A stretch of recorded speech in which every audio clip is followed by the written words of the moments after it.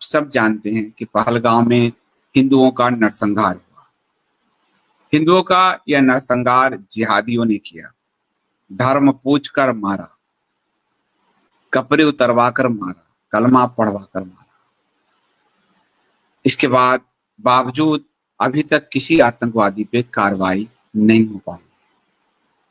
कहते हैं एनआईए ने 100 से अधिक स्थानीय लोगों को पूछताछ किया है, पर कुछ पता नहीं चला है। 28 किलोमीटर पैदल चल के जो पाकिस्तानी आए वो कहाँ गुम हो गए?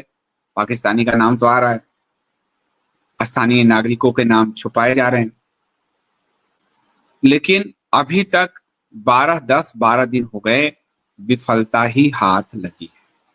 इस बीच एक बयान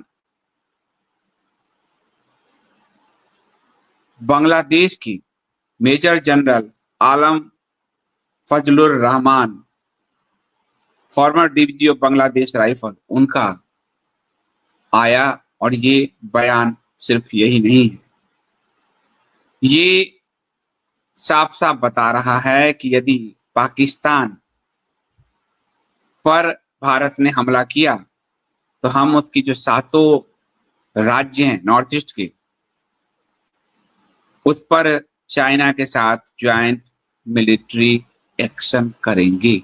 ये पहली बार बांग्लादेश जैसा नमक हराम देश पहली बार इस तरह बोला है।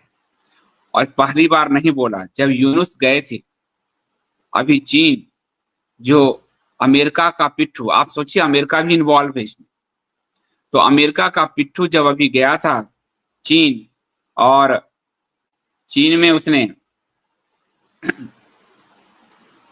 28 मार्च को चीन पहुंचा था। मार्च और अप्रैल, आप देखिए आतंकवादी हमला हुआ है, यानी आपको बहुत, और उसके 22 अप्रैल को हमला हुआ है।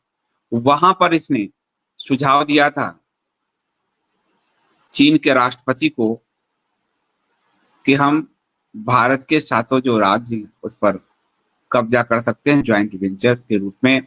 भारत के 7 राज्य, भारत के पूर्वी हिस्से जिन्हें 7 सिस्टर कहा जाता है, कि भारत के लैंड लॉक्ड क्षेत्र हैं, वहां पहुंच नहीं सकते, लॉक्ड हैं, समंदर वहां है नहीं, समंदर तक उनकी पहुंच का कोई रास्ता नहीं है।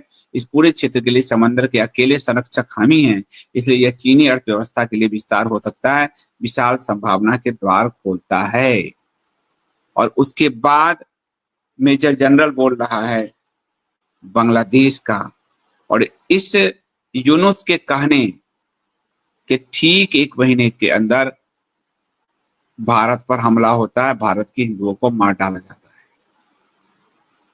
ये सिर्फ इतना नहीं है, इसकी कहानी और भी खतरनाक है।